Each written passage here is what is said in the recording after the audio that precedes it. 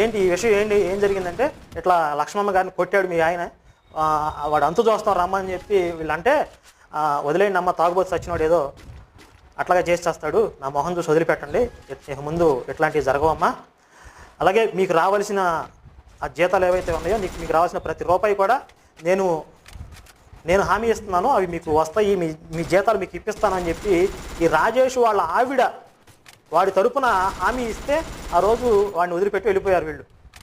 అంటే ఆడవాళ్ళకి భయపడి తలుపు చాటును దాక్కున్న ఎదవ, భారీ చాటును దాక్కున్న ఎదవ ఈరోజు బయటకు వచ్చి మేసాలు తిప్పుతూ స్కార్పియోలో తిరుగుతున్నాడు.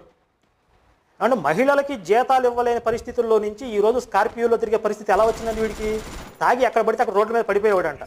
రోజు సాయంత్రానికి ఎక్కడ పడిపోయాడు వెతుక్కుని తీసుకొచ్చుకునేవాళ్ళు.